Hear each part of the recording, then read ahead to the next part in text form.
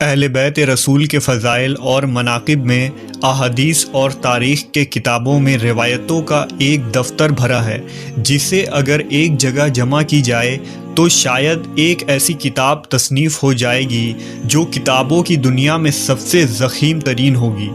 آل محمد کی بزرگی، فضیلت، واقعات، تعلیمات اور کرامات کا ایک ذخیرہ موجود ہے جو مسلمانوں کے لیے مشعل راہ اور ہدایت کا سرچشمہ ہے۔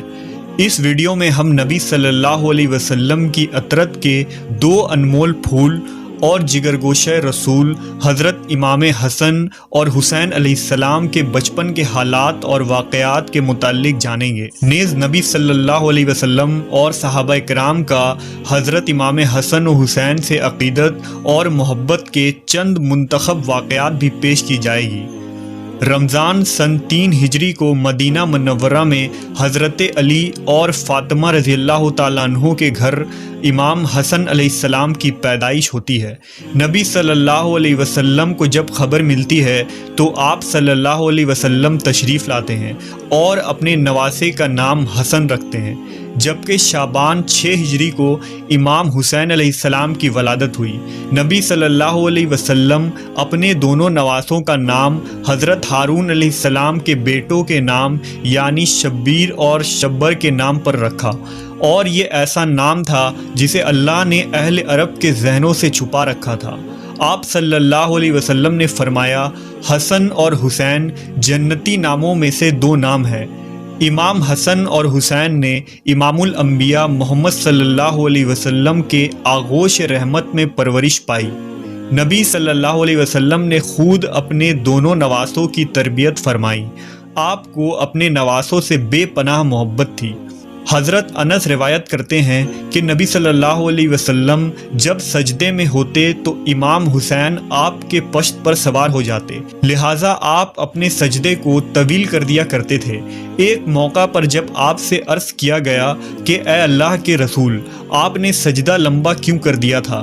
تو آپ نے فرمایا، مجھ پر میرا بیٹا سوار تھا، اس لیے جلدی اٹھنا مناسب نہیں تھا۔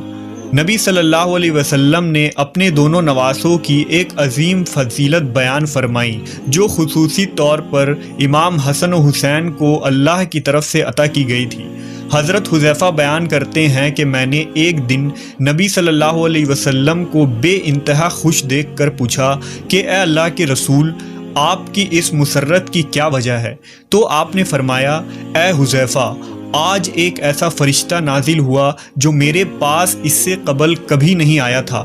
اس نے مجھے میرے بچوں کے متعلق مبارکباد دی اور کہا کہ فاطمہ جنت کی عورتوں کی سردار ہیں اور حسن اور حسین جنت کے جوانوں کے سردار ہیں۔ یہ دونوں شہزادے نبی صلی اللہ علیہ وسلم کے آنکھوں کی ٹھنڈک تھے۔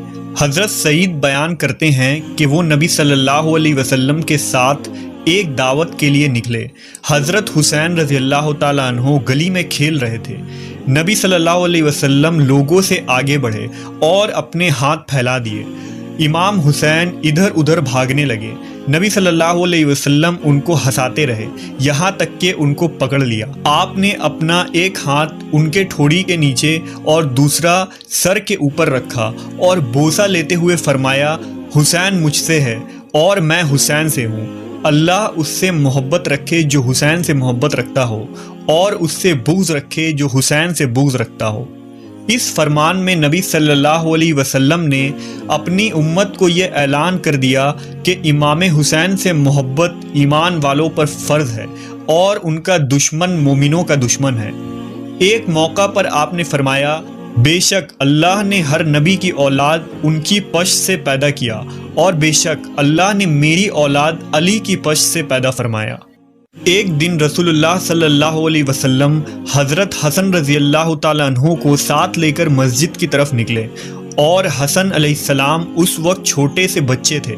رسول اللہ مسجد میں ممبر پر چڑھے اور لوگوں کو بتایا کہ ان کا یہ بیٹا سردار ہے جو روئے زمین پر پائے جانے والے سب سے معزز گھرانے سے تعلق رکھتا ہے، اور بے شک اللہ اس کے ذریعہ مسلمانوں کی 2 بڑی جماعتوں میں صلح کروائے گا۔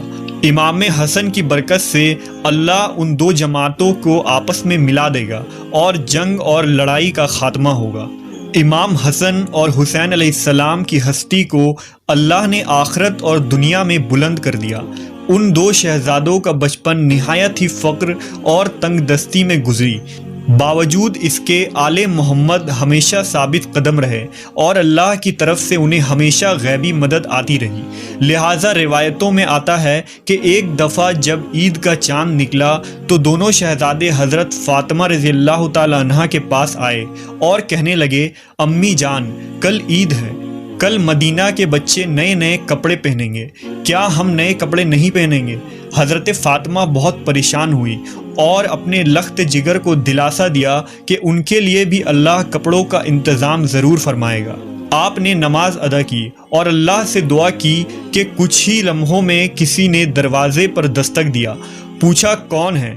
کہا میں اہل بیت کا درزی ہوں، شہزادوں کے لیے کپڑے لے کر آیا ہوں۔ لہٰذا آپ نے کپڑے لے لیے۔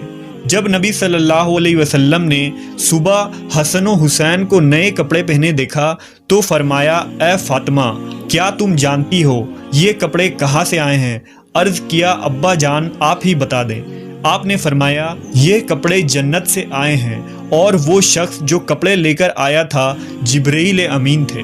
صحابہ کرام اور خلفائے راشدین بھی حسنین علیہ السلام سے بے پناہ محبت و عقیدت رکھتے تھے اور ان کی عزت و توقیر فرماتے۔ لہٰذا ایک روایت کے مطابق جب حضرت عمر ابن خطاب رضی اللہ تعالیٰ عنہ خلیفۃ المسلمین تھے تو آپ ایک دن ممبر رسول پر خطبہ دے رہے تھے۔ حضرت امام حسین علیہ السلام آپ کے پاس آئے اور ان سے کہا کہ آپ میرے نانا کے ممبر سے نیچے اتر جائیں اور اپنے والد کے ممبر پر تشریف لے جائیں۔ حضرت عمر نے کہا، میرے والد کا تو کوئی ممبر نہیں۔ یہ کہہ کر حضرت عمر نے حضرت امام حسین کو اپنے پاس بٹھا لیا، پھر وہ ممبر سے اتر کر حضرت حسین کو اپنے گھر لے گئے اور فرمایا، اے میرے بیٹے، آپ کو یہ کس نے سکھایا تھا؟ نے کہا، کسی نے نہیں۔ حضرت عمر نے فرمایا، اگر آپ ہمارے پاس آیا جایا کریں تو بہت اچھا ہوگا۔ چنانچہ حضرت امام حسین ایک دن ان کے گھر گئے تو حضرت عمر حضرت معاویہ سے تنہائی میں گفتگو کر رہے تھے۔ حضرت امام حسین نے دیکھا کہ حضرت ابن عمر دروازے پر کھڑے ہیں۔ حضرت ابن عمر نے امام حسین کو اندر جانے کی اجازت نہیں دی، اس لیے وہ واپس چلے گئے۔ بعد میں جب حضرت عمر سے ان کی ملاقات ہوئی تو آپ نے فرمایا، اے میرے بیٹے حسین، آپ ہمارے پاس آتے کیوں نہیں؟ لہذا حضرت حسین نے فرمایا، میں ایک دن آیا تھا اور آپ مصروف تھے، مگر آپ کے صاحبزادے ابن عمر نے مجھے اجازت نہیں دی تو میں واپس چلا گیا۔ اس پر حضرت عمر نے فرمایا، نہیں، آپ تو عبداللہ ابن عمر سے زیادہ اجازت کے حقدار ہیں، کیونکہ ہمارے سروں پر جو یہ تاج شرافت ہے یہ سب کچھ اللہ تعالیٰ نے آپ کے گھرانہ کی برکت سے ہی دیا ہے۔ اور پھر حضرت امام حسین کے سر پر حضرت عمر نے شفقت سے ہاتھ رکھا۔ اسی طرح مورخین نے لکھا کہ حضرت عمر رضی اللہ تعالیٰ عنہ نے حضرت امام حسین کا وظیفہ اپنے بیٹوں سے بھی بڑھا چڑھا کر رکھا تھا۔ اس پر حضرت عبداللہ ابن عمر نے اپنے والد حضرت عمر سے ایک موقع پر شکوہ کیا کہ آپ مجھے حسین سے کم وظیفہ دیتے ہیں، حالانکہ ہم دونوں کو برابر وظیفہ ملنا چاہیے۔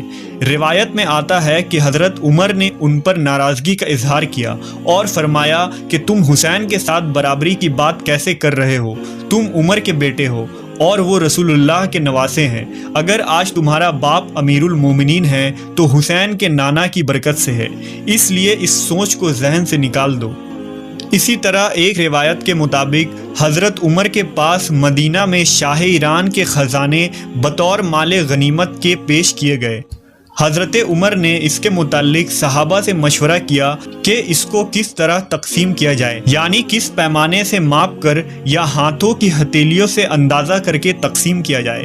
حضرت علی نے فرمایا، ہاتھوں کی ہتھیلیوں سے دینا زیادہ بہتر ہے۔ لہٰذا حضرت عمر نے سب سے پہلے حضرت حسن کو اس طرح دیا اور اس کے بعد حضرت حسین کو بلا کر اسی طرح سے عنایت فرمایا اور اس کے بعد لوگوں کو بلا بلا کر دینا شروع کیا۔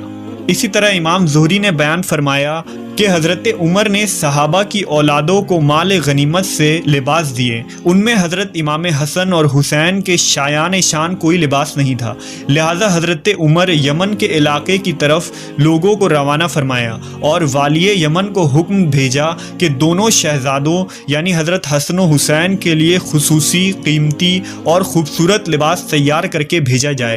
جب یہ لباس وہاں سے تیار ہو کر آیا اور ان دونوں شہزادوں نے پہنا تو اس وقت حضرت عمر نے ان کو دیکھ کر فرمایا، اب مجھے دلی خوشی ہوئی۔